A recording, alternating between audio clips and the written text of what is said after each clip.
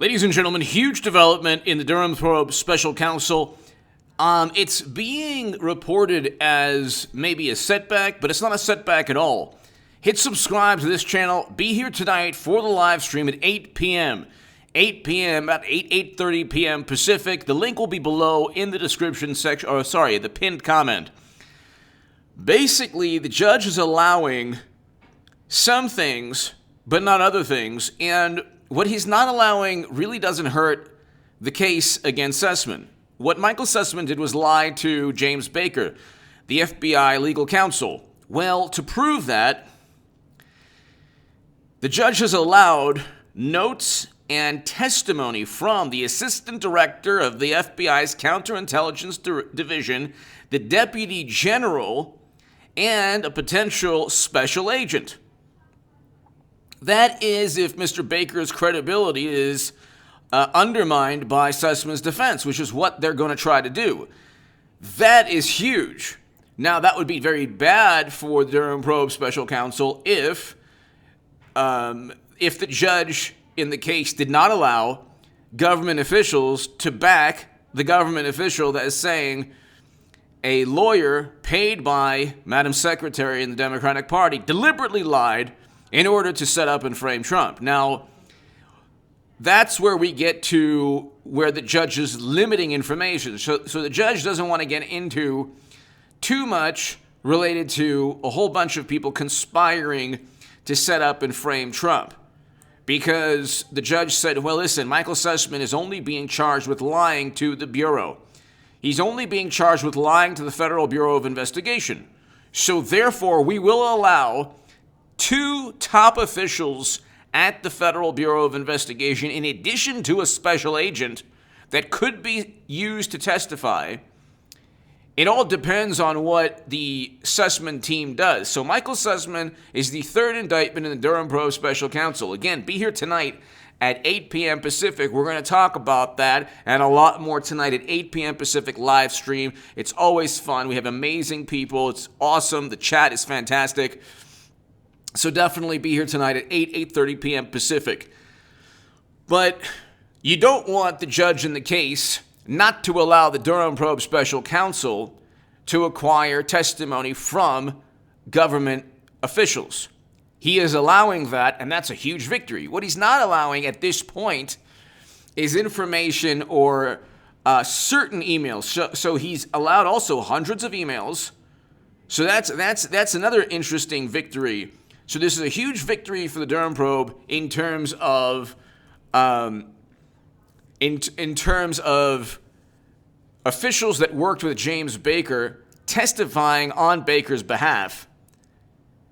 So if they're going to try to, which they will, if they're going to try to undermine James Baker's credibility. So really quickly, recapping, Michael Sussman is an attorney paid by Clinton and the Democratic Party, who worked for a law firm that was hired and outsourced by the Clinton campaign to the tune of $9.1 million. They spent over $1 million on the Steele dossier, for example, paying Fusion GPS. So they spent millions of dollars outsourcing and creating and fabricating a myth. They had nothing on Trump, and because the government, because Clapper and Brennan and Never Trump Republicans said they think with high to moderate confidence that the Kremlin wanted Trump or benefited from the DNC email showing Bernie Sanders was cheated, therefore it is an actual fact. The problem, however, is that not one person, Julian Assange hasn't, he should be free. It's an atrocity that he's not free. But he hasn't been charged. Nobody has been prosecuted or even accused in a court of law of working or conspiring alongside intelligence officials of another country. It's never happened. They literally fabricated everything.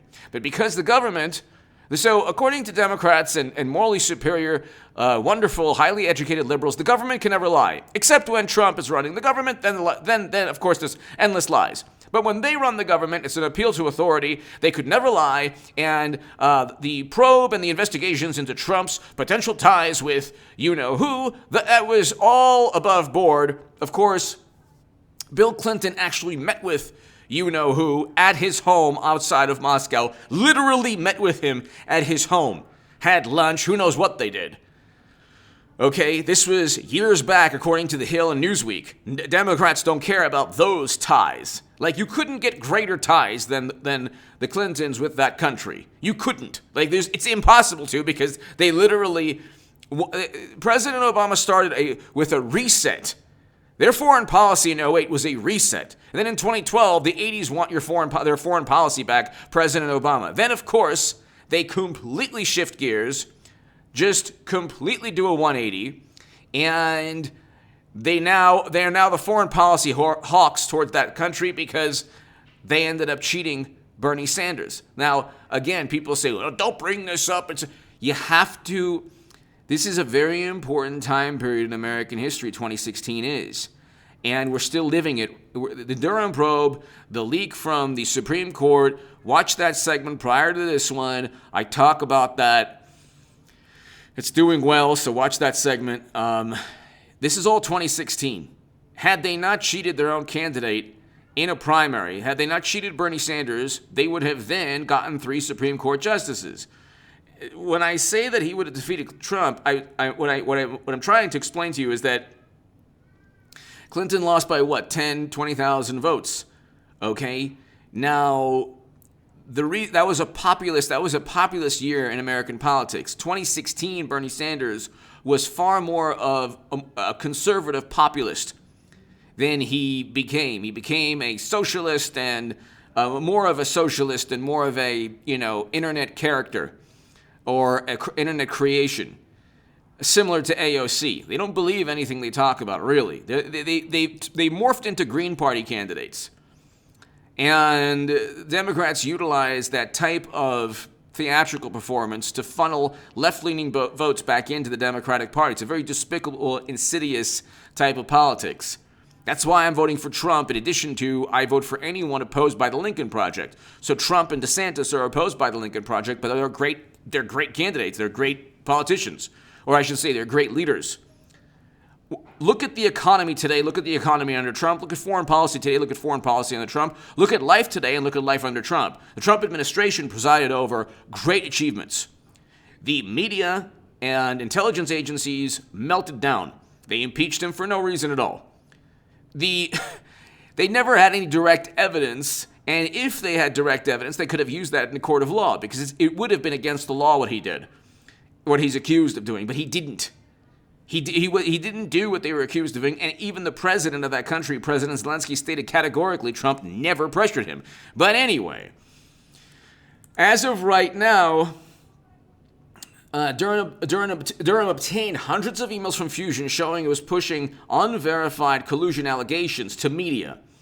In addition to that, but the judge limited which emails the court could show or Durham could show between Executive 1, Tech Executive 1, and things that he stated, like, he was going to get a job if Democrats won.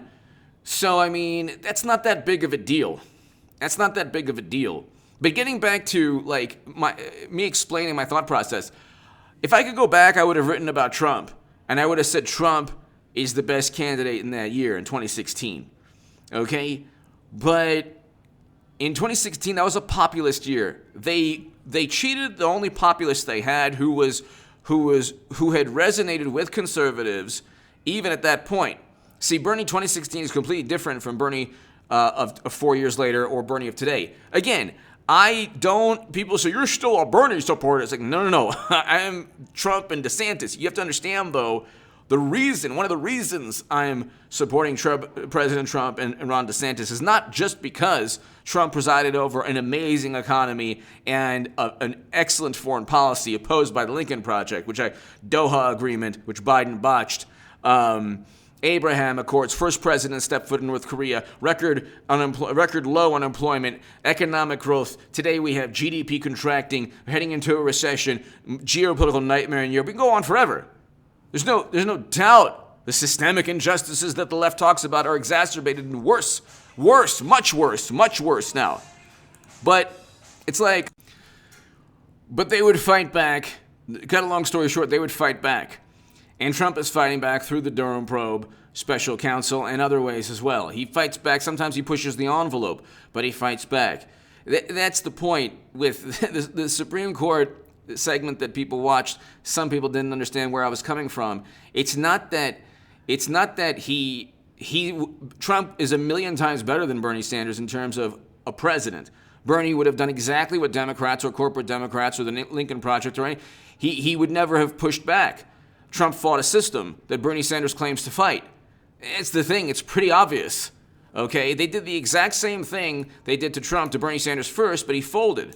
He didn't know how to fight, and he wasn't willing to. And what I mean by that, I mean oppose a very corrupt system. See, again, though, you try to tell people on the left this, or morally superior, almost always apoplectic Democrats. They don't get it. They don't understand. They don't care. It's their religion. It's like telling somebody that their religion is wrong.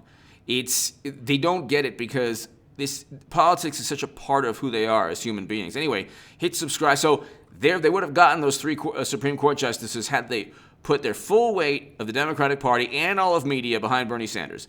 He would have gotten those 10 to 15,000, 20,000 votes. Okay. Or 30,000 votes. But the thing is, they chose a corporate candidate or they chose a lifelong politician in a populist year. They did that to themselves and they cheated. Through the DNC emails, Debbie Wasserman Schultz was forced to resign. They cheated the only chance they had at getting 3 Supreme Court justices. People were not going to fall in line after one of the biggest, scandals in U.S. history. So they did that to themselves. And I told them that Clinton would lose to Trump. I said that. Now, I want a Hillary Clinton, Donald Trump 2024. People say, oh, my God, you're all over the place. It's like, no. I'm explaining why every single day, we live in a time warp. We're still in 2016. I don't think anybody understands that. Give me your thoughts below. Hit subscribe to this channel right now. Be here at 8 p.m. for the live stream, people. Thank you so very, very much. Hit subscribe to the Stock Market Crash channel below in the pinned comment. Democratic Congresswoman, her communications director, retweeted one of my articles from 2014, and I explained from my vantage point respectfully why that article should lead somebody to vote for Trump or DeSantis in 2 years. Give me your thoughts below. Thank you.